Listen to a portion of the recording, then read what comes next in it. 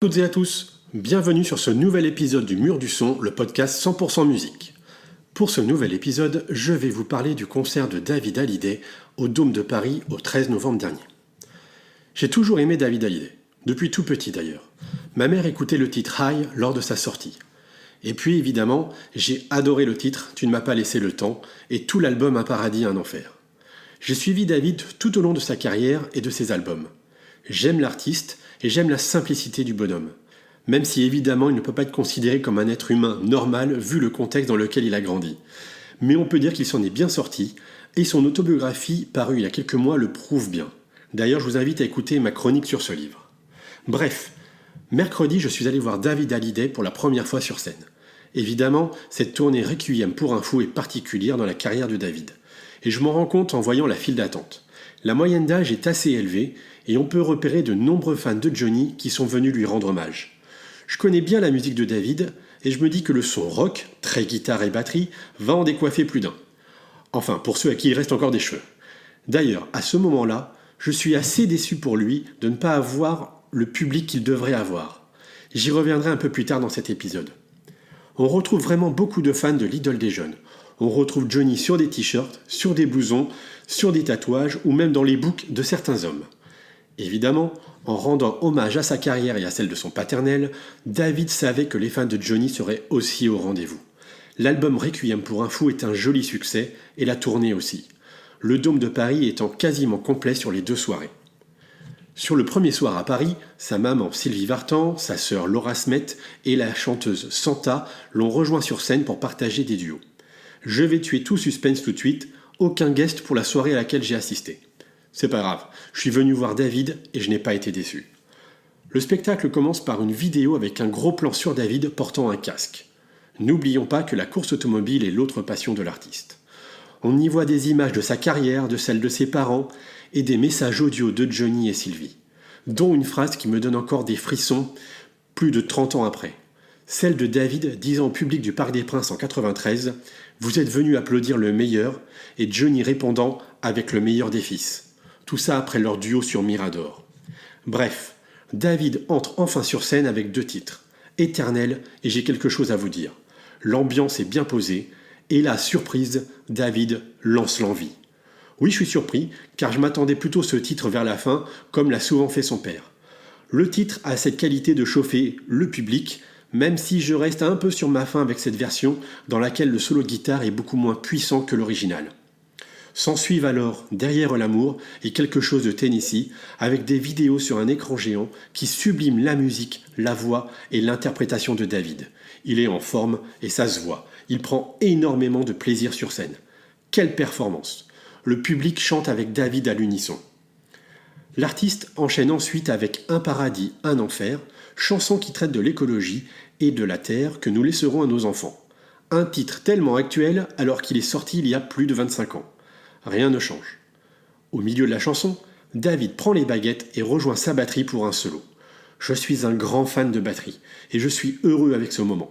Mais j'avoue, j'aurais aimé pour le clin d'œil qu'il fasse son solo de batterie sur le titre Oh ma jolie Sarah, comme il a pu le faire quand il était enfant avec son père. Le clin d'œil aurait été encore plus grand, surtout quand le titre arrive un peu plus tard dans la setlist. Puis vient le tour de Tu ne m'as pas laissé le temps, le plus grand tube de David en France. Le titre qui a permis à l'artiste de revenir sur le devant de la scène à la fin des années 90. Le titre et ses paroles sont toujours aussi beaux. Quelle grande chanson! Tout comme les High, son premier tube dans les années 80. Ce titre qui a montré que David n'était pas que le fils d'eux. Il est un artiste à part entière, un excellent chanteur et un grand compositeur. Je reviendrai sur ce point un peu plus tard. J'ai une vraie passion pour ce titre que j'ai toujours écouté et que j'écoute encore. Sur le titre rock, oulala, David se permet même un petit tour dans la foule. Un moment toujours sympa pour voir l'artiste de plus près. C'est pas tous les jours qu'on a un Hallyday près de soi. Le titre est vraiment rock et il a dû en s'en prendre plus d'un dans le public. Oui, David est un artiste rock qui a grandi aux États-Unis dans les années 80 avec tous les groupes pop-rock de l'époque. J'aime cette ambiance. Et puis arrive ce qui me semble être le seul point noir de la soirée. Le duo 100% avec son papa.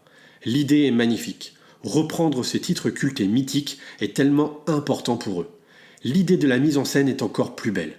On y voit Johnny sur grand écran et David le rejoint de temps en temps dans la vidéo pour se tenir par le bras et se regarder. L'idée est grande, mais la réalisation est ratée. Je suis désolé, mais c'est vraiment le cas. On dirait une vidéo réalisée avec l'intelligence artificielle dans laquelle Johnny est tout mince et son visage ressemble de temps à autre plutôt à un sosie plutôt qu'à Johnny. Je pense vraiment qu'avec les moyens actuels, le rendu aurait dû être vraiment meilleur. L'idée est là et l'émotion aurait pu être plus grande si la vidéo avait été de grande qualité. Heureusement, je suis agréablement surpris par le titre suivant, Sous la pluie de novembre. Chanson tirée du répertoire de David. Cette chanson résonne en moi depuis des années. J'adore ce titre. Et d'ailleurs, j'adore tout l'album Révélation. C'est un très grand album pop-rock de David. Écrit après sa séparation avec Estelle Lefébure, cet album est une thérapie pour toute personne qui est quittée avec des enfants. J'ai toujours aimé cet album qui fait partie de mes albums préférés. Oui, rien que ça. Il est sorti il y a plus de 20 ans et je l'écoute toujours régulièrement et de plus en plus même. Je vous le conseille, vous y verrez tout le talent de David. Le final du concert est grandiose.